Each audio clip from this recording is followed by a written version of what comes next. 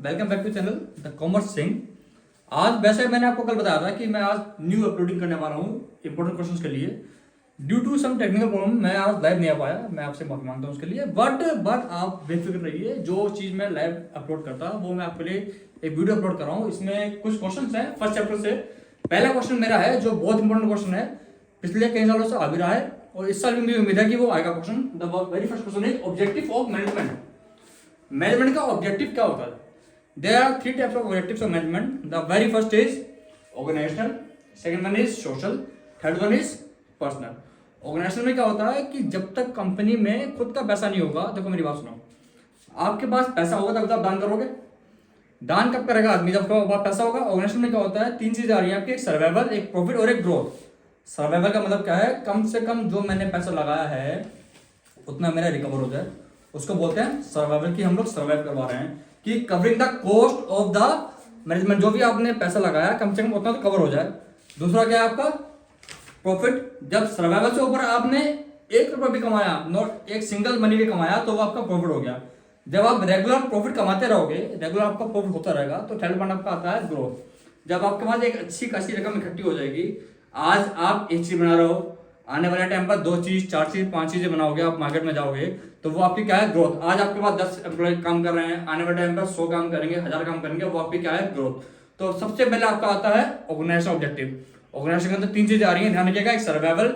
Survival में क्या है आपका कि कम से कम आपकी कॉस्ट रिकवर हो जाए। दूसरा आपका क्या है? प्रॉफिट।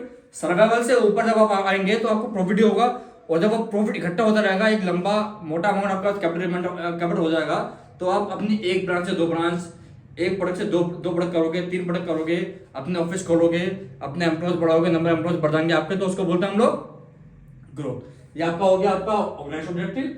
सेकंड आपका आता है सोशल। सोशल का मतलब सामाजिक। आप लोग समाज के लिए क्या कर रहे हैं? समाज का मतलब जो मेरे आसपास का जो एनवायरमेंट है, आप उसके लिए आप लोग क्या कर रहे हैं? सोशल का मतलब कि सबसे पहले आपका बिजनेस है, उसमें आपकी क्या जिम्मेदारी है कि providing good quality at reasonable price. कम से कम दाम पर आपको अच्छा माल बेचना है, उसको बोलते हैं एक सोशल और सामाजिक ऑब्जेक्टिव ऑफ द मैनेजमेंट, की आपको अच्छा माल कम दाम पर बेचना है। दूसरा है एम्प्लॉयमेंट जनरेशन। एम्प्लॉयमेंट का मतलब क्या हुआ कि जो एम्प्लॉयज आपके यहाँ काम कर रहे हैं या नहीं कर रहे हैं, जिनके पास काम नहीं है, रोजगार नहीं है, उनको सबको क्या देना? रोजगार देना, उसको बोलते हैं एम्प्लॉयमेंट जनरेशन। ठीक। और इसके साथ साथ अपना इकोनॉमिक वेल्थ में हेल्प करना, जहाँ पर कम्युनिटी है, आसपास के लोगों की कम्युनिटी है, उन सब की हेल्प करना। जैसे आपके टाटा है, बिरला है, ये सब लोग क्या करते हैं? बिजनेस के साथ साथ वो लोग सामाजिक काम भी करते हैं, तभी लोग उनको जान पाए हैं। आप कहोगे कि बिजनेस के अंदर समाज का क्या काम, इससे हमें क्या फायदा होगा? इससे हमारी होगा, इससे हम होते हैं फेमस, हमारी बनती है गुडविल और रेपुटेशन मार्केट में। रेपो बनने की देखो आजकल क्या है, बिना समाज में उठे बैठे किसी की इज्जत नहीं होती। पैसे वाला है, उसकी इज्जत नहीं है तो बेकार है, क्या फायदा उसके पास इतना होने का? तो उसे समाज में उठना पड़ना पड़ेगा, उसे अपनी गुडविल बनानी पड़ेगी सामाजिक कार्य करके। ठीक है। तीसरा आपका क्या है?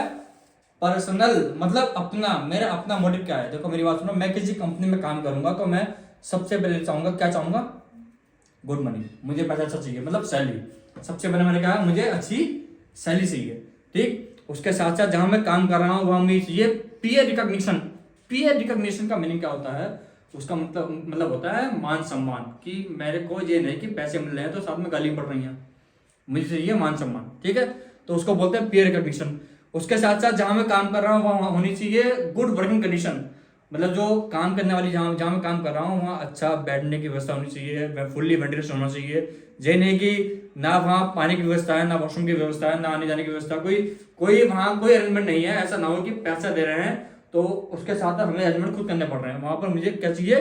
Good working conditions. और उसके अलावा मुझे इन सभी चीज़ों के साथ साथ मुझे चाहिए मेरे बच्चों के लिए स्कूल की फैसिलिटी, मंदिर, मस्जिद, चर्च, गुरुद्वारे की फैसिलिटी वहाँ मुझे चाहिए। जो भी जिस नाम से जुड़ा हुआ हो उसे वो चीज़, वो फैसिलिटी चाहिए। और उसके साथ साथ इसी को हम लोग क्या बोलते हैं?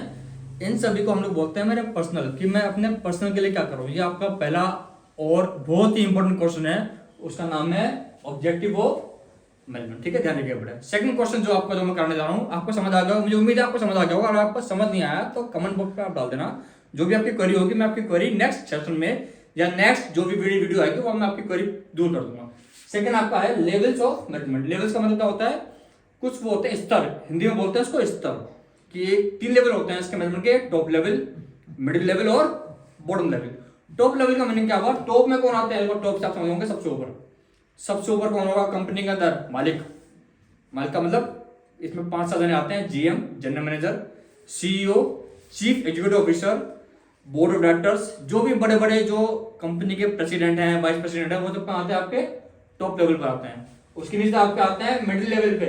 मिडिल लेवल में आते हैं सारे मैनेजर्स, ऑल द मैनेजर्स और डिपार्टमेंट्स के हेड्स, जितने भी डिपार्टमेंट्स के हेड्स होंगे और जितने भी आपके टॉप लेवल के नीचे जो वर्क करने वाले होंगे वो आपके आते हैं मिडिल लेवल में। सबसे लास्ट में आपका आया लोअर लेवल। लोअर लेवल में आते हैं जो मजदूर तबके के लोग होते हैं, जो आपका करते हैं प्रोडक्शन। ये लोअर लेवल बहुत इंपॉर्टेंट है। क्यों इंपॉर्टेंट है, क्योंकि कंपनी की जो रेपुटेशन है वो इनके हाथ में होती है। अगर इन्होंने प्रोडक्ट खराब कर दिया तो कंपनी खराब हो गई।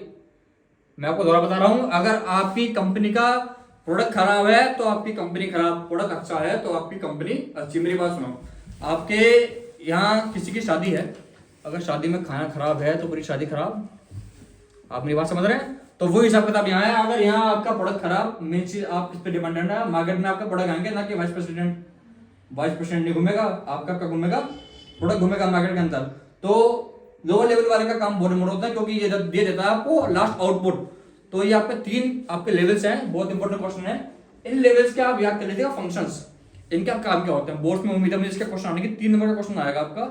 3 नंबर में एक स्टडी होगी आपकी, उसमें किसी व्यक्ति का, किसी पर्सन का नाम लिखा होगा, उसकी डिग्निटी लिखी होगी, वो किस डेजिग्नेशन पे काम करता है, और आपको उसके अकॉर्डिंग पहचानना पड़ेगा कि वो टॉप लेवल का है, मिडिल का है और या लोअर लेवल का है।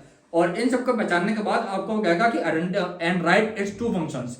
तो कोई भी 2-3 फंक्शन आप इसके लिख दोगे तो वहां आपको इजीली 3-4 नंबर आपको वहां से गेन हो जाएंगे। तो इसमें क्वेश्चन में इतनी घबराने वाली कोई बात नहीं है, बहुत इजी क्वेश्चन है दोनों ही। लास्ट थर्ड आपका आता है नेचर ऑफ मैनेजमेंट। नेचर में क्या है आपका, 3 नेचर है। नेचर होता है, नेचर को हिंदी में बोलते हैं प्रकृति। तो इसमें एज आर्ट, एज प्रोफेशन और एज साइंस। कि मैनेजमेंट एज आर्ट इसको हम कहते हैं, मैनेजमेंट एज साइंस और मैनेजमेंट एज प्रोफेशन। ऐसा हम क्यों कहते हैं, साइंस का मतलब क्या हुआ, science is based on logics पे बेस्ड होती है। तो मैनेजमेंट भी हमारा लॉजिक पे बेस्ड है कि ऐसा हुआ। देखो इसके कुछ प्रिंसिपल्स हैं आपके मैनेजमेंट के, नेक्स्ट चैप्टर में आपको पढ़ाऊंगा मैं, उसमें कुछ प्रिंसिपल्स हैं। वो प्रिंसिपल्स बने कैसे हैं, उस पे मिस्टर फ्रियोल, हेनरी फ्रियोल आपने नाम सुना होगा, उसने करी रिसर्च। उसने रिसर्च करी, रिसर्च करने के बाद उसने मैनेजमेंट के प्रिंसिपल बनाए। ऐसे अपने आप नहीं बना दिए कि रात को बैठा सुबह ने लिख दिए। उसने बहुत रिसर्च करी है, उसके पीछे ढूंढा उसने लॉजिक, क्या लॉजिक होगा इसके पीछे, ऐसा करूंगा तो क्या होगा, ऐसा करूंगा क्या होगा। मेरी बात सुनो, मैं आपको एक सिंपल एग्जाम्पल से समझाता हूँ। मान लीजिए मेरे पास 5-7 काम है, मैं वो सारे काम किसी एक व्यक्ति से कराऊंगा, क्या पता उसमें से उसे वो काम आता है नहीं आता।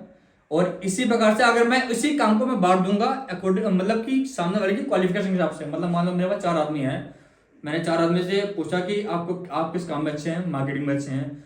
दूसरे से पूछा, वो कह रहा मैं फाइनेंस में अच्छा हूँ। तीसरे से पूछा तो वो बोला मैं सेलिंग में अच्छा हूँ। चौथे से पूछा तो वो कह रहा कि मैं सारा पैसे का काम देखता हूँ, मतलब फाइनेंस का अच्छा हूँ। तो मैंने चारों के काम पूछ लिए, उनके इंटरेस्ट के मुताबिक मैंने सारे काम बांट दिए। तो मेरे सारे काम अच्छे हो जाएंगे, क्योंकि वो सारे एक्सपर्ट्स हैं मेरे पास। तो वो क्या हुआ, वो मैंने जो फ्यूल ने क्या पीछे बनाया, डिवीजन ऑफ वर्क, काम को बांट दिया according to the qualification, according to the interest of the person.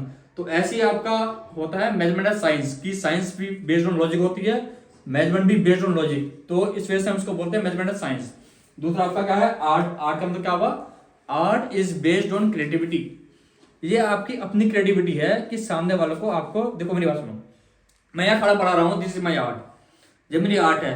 देखो आर्ट का मतलब ये नहीं कि मैं आर्ट साइड से हूँ, I am from commerce side, but जब मेरी अपनी कला है, जब मैं अपने आप को बैलेंस कर पा रहा हूँ, आपके सामने खड़ा हूँ, ठीक है, दैट इज कॉल्ड आर्ट। कि इसमें देखो इसके भी कुछ फीचर्स में आप पढ़ लेना। It based on creativity, it based on theoretical knowledge. इसमें भी सारी सिस्टमेटिक बॉडी ऑफ नॉलेज, मतलब सारा कुछ, सारा मटेरियल, सारी बुक्स, सारा जो भी आप पढ़ना चाहते हैं सब कुछ अवेलेबल है। ठीक, लास्ट आपका बचा है मैनेजमेंट एज प्रोफेशन। प्रोफेशन का मतलब क्या होता है कि मान लो मैं एमबीए हूँ, एमबीए हूँ तो मतलब इसकी एमबीए की फुल फॉर्म क्या होती है, मैनेजमेंट, सॉरी एमबीए की फुल फॉर्म आपकी होती है बीबीए। एमबीए आप करते हैं, bachelors of business administration BBA होता है, और उसमें होता है मास्टर्स ऑफ बिजनेस एडमिनिस्ट्रेशन, ठीक है, वो होता है आपका एमबीए। तो एमबीए करने के बाद ही आप लोग बनते हैं मैनेजर। ऐसे आपका सीए हो गया, सीए बनने के लिए आपको चार्टर्ड अकाउंटेंट का कोर्स करना पड़ेगा। वकील बनने के लिए आपको एलएलबी करनी पड़ेगी। तो क्या आपके प्रोफेशंस हैं, ये एसोसिएशन आपको एक डिग्री देंगी, वो डिग्री लेने के बाद ही आप लोग आगे बढ़ पाओगे। तो प्रोफेशन में आपका आता है management as science, management as profession आता है आपका प्रोफेशन में और चीजें भी आती है, इन सभी संस्थाओं से आपको लेना पड़ता है लाइसेंस कुछ भी काम करने से पहले। जैसे डॉक्टर है, डॉक्टर को आपने जो उसकी एसोसिएशन बनी हुई है साइंस, जो उसकी जो डॉक्टरी की एसोसिएशन होती है, वहां से उसको एक सर्टिफिकेट लेना पड़ता है, वो सर्टिफिकेट लगा के वो काम करता है। ऐसे एलएलबी करने के बाद आपको बार काउंसिल से, आपको अगर वकालत करनी है तो बार काउंसिल से आपको लाइसेंस देना पड़ेगा, वो आपको सर्टिफिकेट देंगे, उसके बाद आप काम कर पाएंगे। तो तीनों आपकी चीज आती है, management as science, management as professional, management as art, तीनों एक इंपॉर्टेंट है। इस क्वेश्चन को मैं 3-4 साल से देख रहा हूँ, ये बचा हुआ है, नहीं आ रहा, लेकिन मुझे इस साल उम्मीद है कि साल आएगा। Mathematics as art, science and profession, ये बड़े लेंथी क्वेश्चन में नहीं आ रहा है, बट मुझे इस साल उम्मीद है कि जब जो चीज देखो, बोर्ड कभी ऐसा नहीं छोड़ता है कोई क्वेश्चन, पहले नहीं आया, फिर नहीं आया, फिर नहीं आया, मुझे इस साल उम्मीद है कि इस साल क्वेश्चन आएगा। मैनेजमेंट एज आर्ट, साइंस और प्रोफेशन, मतलब नेचर ऑफ मैनेजमेंट आएगा। ठीक है, नेक्स्ट आपका है क्वेश्चन इसमें फंक्शंस ऑफ मैनेजमेंट। फंक्शंस का मतलब क्या होगा, क्या क्या मैनेजमेंट के क्या क्या काम होते हैं। देखो इसके 5 काम है, planning, organising, staffing, directing and controlling. इसके 5 फंक्शंस हैं। प्लानिंग का मतलब क्या होता है, कुछ भी काम करने से पहले हमें उसके बारे में सोचना, किसको बोलते हैं, thinking before doing, that is called planning. कि क्या हुआ, thinking before doing, that is called planning. Second आपका है ऑर्गेनाइजिंग, उस प्लान को पाने के लिए, जो मैंने प्लान करा है, जो भी मैंने सोचा है, उसको पाने के लिए अब मुझे क्या क्या चीज चाहिए, उन सभी को मुझे करना organise, that is called organising. अब ऑर्गेनाइजिंग कर ली मैंने, मान लीजिए मुझे अपना स्कूल चलाना है, मैंने प्लान कर लिया कि मुझे अपना स्कूल खोलना है, तो उसमें जो है स्कूल खोलने के लिए पहले मैंने प्लान करा, सबको सोचा मुझे कहाँ खोलना है, क्या खोलना है, मतलब कौन सा कोर्स है, अप टू 5th करना है, अप टू 8 करना है, या अप टू 12 करना है, या कुछ और कोई और स्कूल खोलना है। उसके बाद मेरा आपको आएगा ऑर्गेनाइजिंग, कि उस स्कूल को खोलने के लिए मुझे सब कुछ ऑर्गेनाइज करना पड़ेगा, फर्नीचर, लाइट, सब कुछ, सारी सीट्स वगैरह, सब पंखे वगैरह, लाइट्स वगैरह, और जो भी चीज मेरे को चाहिए उसके लिए वो सब मैं ऑर्गेनाइज करूंगा। ऑर्गेनाइजिंग के बाद अब मुझे वहां चाहिए काम करने वाले, उसको बोलते हैं स्टाफिंग। कि अब मैं सारी मेरी चीज ऑर्गेनाइज हो गई, जिस भी चीज की मेरे को नीड थी वो सब चीज ऑर्गेनाइज हो गई, सारा प्रेमाइसेस मेरा तैयार हो गया। अब मेरा आपको आता है स्टाफिंग की, अब मुझे अपना काम करने वाले चाहिए, टीचर्स चाहिए, प्यून्स चाहिए, गेटमैन चाहिए, गनमैन चाहिए, प्रिंसिपल चाहिए। तो ये सब मेरा क्या होगा, कोऑर्डिनेटर चाहिए, स्टाफ चाहिए जो फीस जमा करेगा, वो सब चीजें का होगा मेरा स्टाफिंग होगी मेरी। ठीक है, स्टाफिंग के बाद मैं उनको क्या करूंगा, डायरेक्टिंग के उनको डायरेक्ट करूंगा, उनको काम करना कैसे है, उनको काम किस तरीके से करना है, कैसे उनको सॉफ्ट हार्टेड होकर प्यार से बात करके सामने वालों को कन्विंस करना है कि हमारे स्कूल में एडमिशन ले, बच्चे को हमारे स्कूल में लेकर आना है, अपनी क्वालिटीज गिनवा के कि हमारे पास क्या क्या क्वालिटीज हैं, उसको बोलते हैं डायरेक्टिंग। और last one is controlling. Control में क्या होता है, जो मैंने प्लान करा, जो एक चीज मैंने प्लान करी है उसके मुताबिक कंट्रोलिंग हो रही है, नहीं हो रही है, कि जो मैंने सोचा था उसके तरीके से काम हो रहा है या नहीं हो रहा है, दैट्स कॉल्ड कंट्रोल। ठीक है, ये 4 क्वेश्चन है, ये मैंने आपको 4 समझा दिए हैं। अगली वीडियो में आपको मैं नेक्स्ट जो चैप्टर्स है उसके क्वेश्चन समझा दूंगा। अगर आपको इस 4 क्वेश्चंस में कोई भी डाउट लग रहा है तो आप मुझे कमेंट सेक्शन में लिख के भेज दीजिएगा, मैं आपके डाउट बहुत जल्दी क्लियर कर दूंगा। बाकी मैं आपके साथ बना रहूंगा, मुझे आपका बहुत प्यार मिल रहा है, थैंक यू वेरी मच।